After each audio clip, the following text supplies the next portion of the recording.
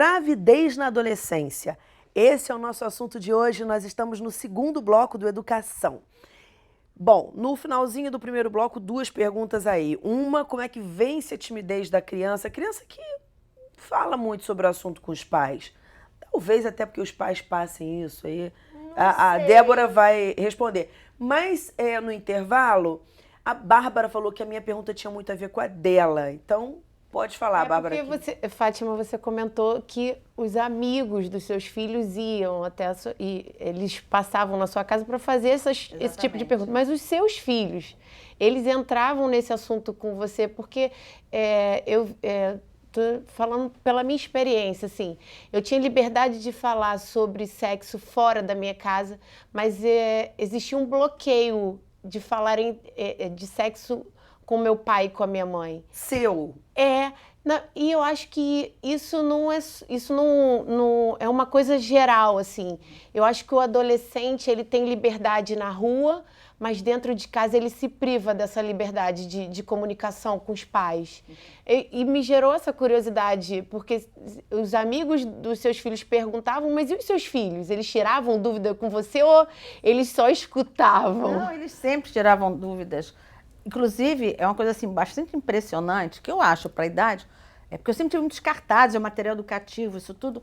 Eu abri os cartazes e deixava assim, mostra, para preparar as aulas, e os meus filhos sempre viam, mamãe, o que é isso? Mamãe, o que é aquilo? Então, desde cedo eu fui explicando. A minha filha, com 5 anos, ela me perguntou sobre o ciclo menstrual, só que ela não sabia que era ciclo menstrual. Ela viu um desenho com umas cores vermelhas. Mamãe, o que é isso? E tinha uns bonequinhos do lado. Falei assim, aqui é quando sai o sangue da Kikita. A gente chamava de Kikita na época. E ela, sai sangue? Eu falei assim, sai. Vai sair? Eu falei assim, vai, só quando você crescer, ficar moça, mas, né, crescer. Ela, vai doer? Eu falei assim, não dói. Porque eu não queria assustá-la já na preparação para a menstruação. E mais à frente tinha uns bonequinhos, uns desenhos, umas cores brancas.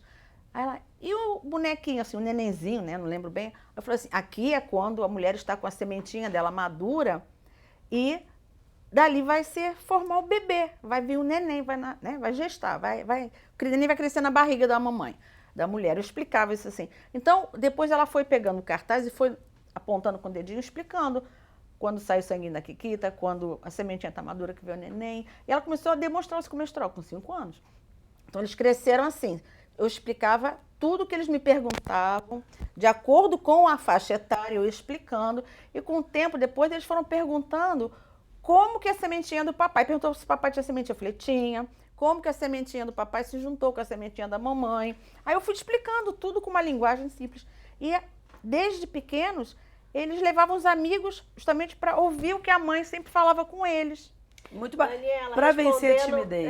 Respondendo a sua pergunta, essa é uma das dicas. Você oferecer com linguagens diferentes, né? Deixa um livro. Meu filho, comprei um livro para você, né? De onde viemos. É um livro super antigo, super tradicional, super explicativo, né? É ótimo. Então você vai oferecendo, você vê um vídeo, né? Você vê por exemplo, você está vendo novela.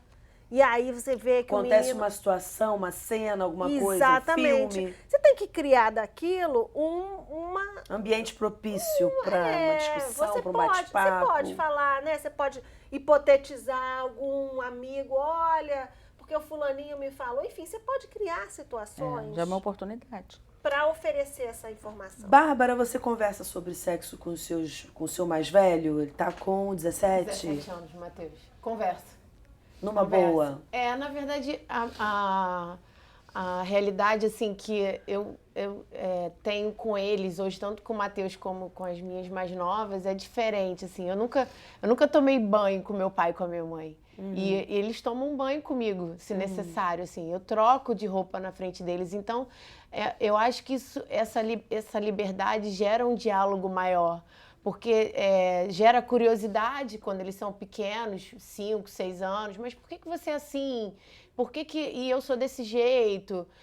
Mas por que você está usando isso na calcinha quando você está menstruado?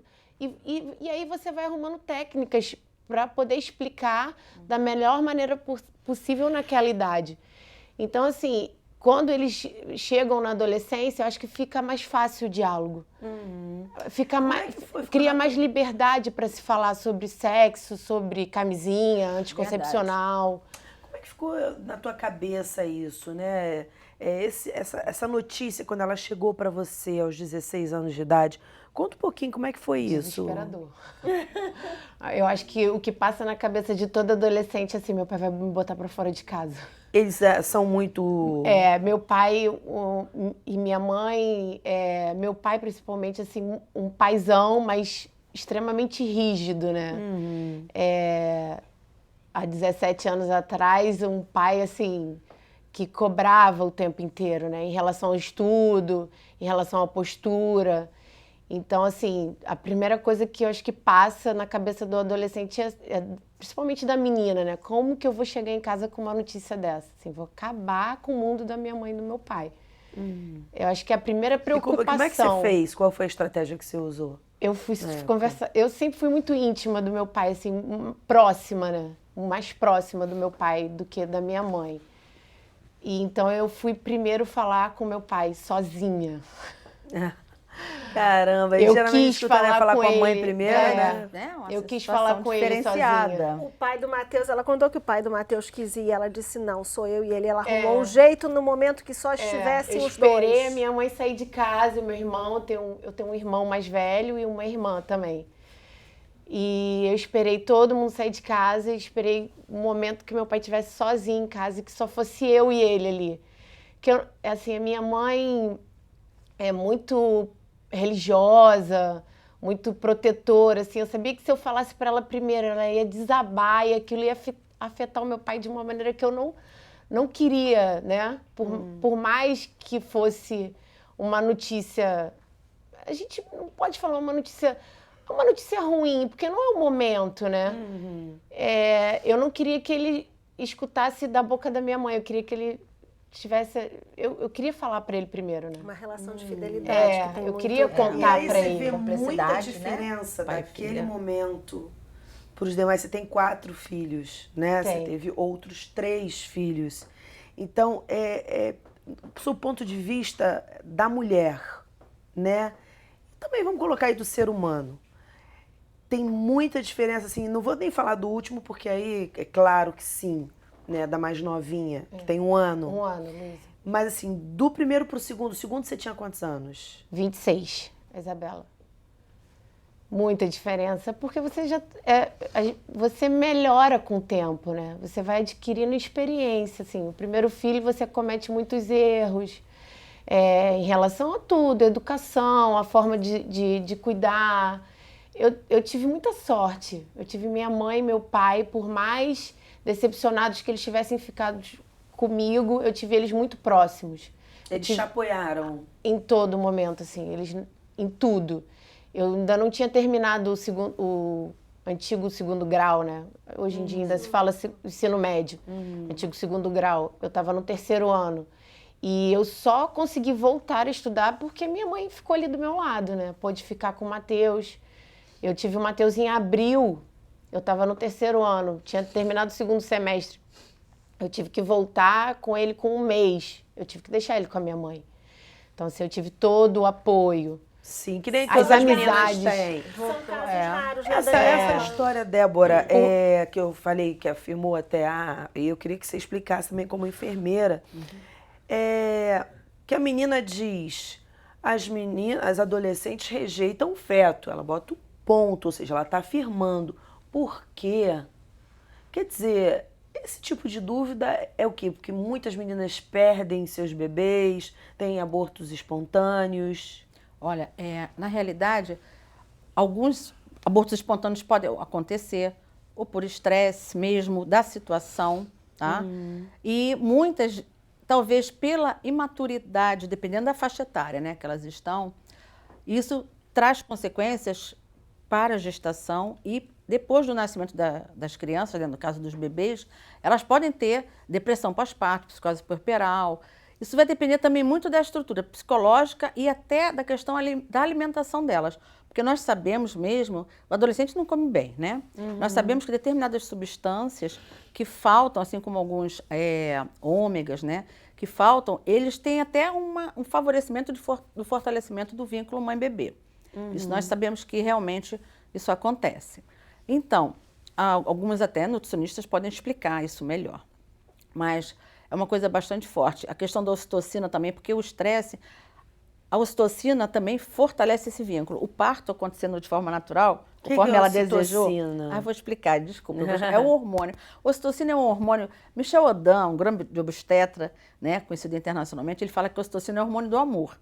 Por quê? Porque é o hormônio que faz contrair o útero para o bebê nascer. É o hormônio que, né?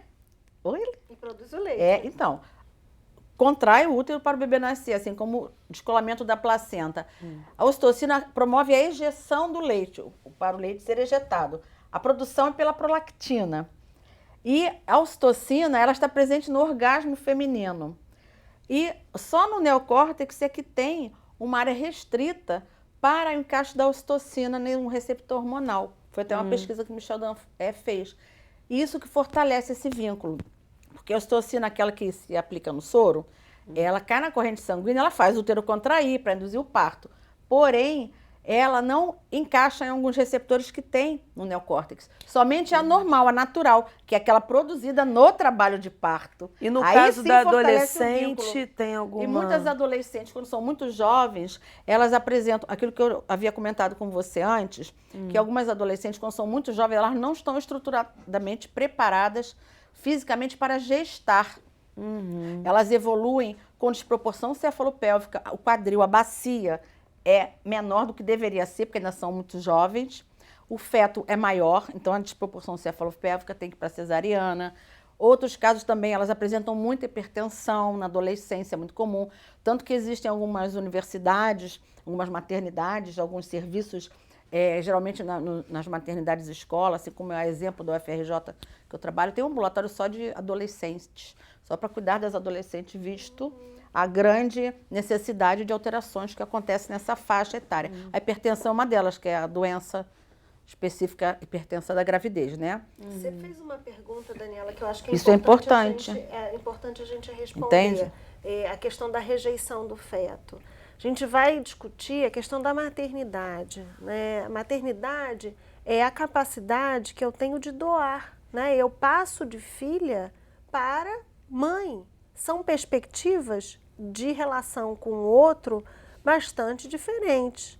Então, assim, eu não estou no momento, né? O adolescente, você mesmo falou no início do programa, a adolescência é uma fase muito delicada. É uma fase, eu fico brincando, do próprio umbigo. É uma fase de egoísmo, de descobrir quem eu sou. E naquele momento que eu estou tentando descobrir quem eu sou, o que eu gosto, o que eu não gosto, experimentar para ver se sim, se não, eu tenho que parar isso tudo e fazer um movimento para o outro, de doação total e completa. Por isso que talvez os índices sejam até grandes, né? Quer dizer, como é que eu vou Quer parar? dizer, no momento que ele está totalmente voltado para si, acontece um fato que exige... Que né? ele não tinha intenção, porque quando ele estava naquele momento, ele exatamente não tem sequer a imaginação que aquilo pudesse acontecer comigo, não. Isso acontece O pensamento... E que uma mágico. coisa que exige, vamos dizer, entre aspas, dele, um redirecionamento de olhar completamente diferente para o que ele está sendo. Não só de olhar, de afeto, aquele bebê depende de mim, né? Aquele bebê não desliga, a gente sabe toda a complexidade que é um bebê. Ainda é tão dependente. Gente, olha, eu vou falar uma coisa para Demais, vocês. A gente está aqui falando pra caramba. Tem um monte de perguntas que eu gostaria de fazer ainda sobre essa questão de lugares. Se os pais ainda expulsam muito as meninas de casa, porque pela pergunta isso me sugere que sim. Sugere sim, né? exatamente. Sobre a saúde ainda das meninas, quero ouvir casos. Eu acho que esse programa está sendo muito interessante para muitos pais. Então eu vou armar de novo uma pauta para a gente fazer aí uma segunda rodada desse programa, né? Uma excelente vamos ver como é que sugestão. a gente vai fazer, mas vamos gravar um segundo programa sobre esse assunto. O exemplo dela foi magnífico. Ela teve apoio do pai, da família, quis um parto normal, voltou para a escola com a ajuda da família bem estruturada. Deu tudo certo. Aquela questão da ocitocina que eu falei, do carinho, do afeto, da segurança também em casa. Aquelas meninas que não têm o apoio, é o estresse, é muita adrenalina, é uma gestação tumultuada, um turbilhão de sentimentos. É um parto que não é, às vezes, um parto tranquilo, pode até acontecer o parto normal, às vezes não é um parto tranquilo, não libera ocitocina adequadamente. Nós sabemos que é fundamental para um bom parto e um bom vínculo mãe-bebê, e elas começam a rejeitar a criança, isso se elas não tiverem apoio nenhum. Isso que eu queria falar. É muito importante isso. Vamos falar muito mais disso. Gente, muitíssimo obrigada pela participação, viu? E vamos conversar mais a respeito desse assunto. O nosso programa já está terminando e se você quiser ver novamente, basta acessar o site www.alerj.rj.gov.br. Educação, se você não se envolver, não rola. E na segunda-feira me encontrar aqui às 9 horas da noite para um programa cheio de papo de qualidade e com muitas dicas. Eu te espero. Até lá!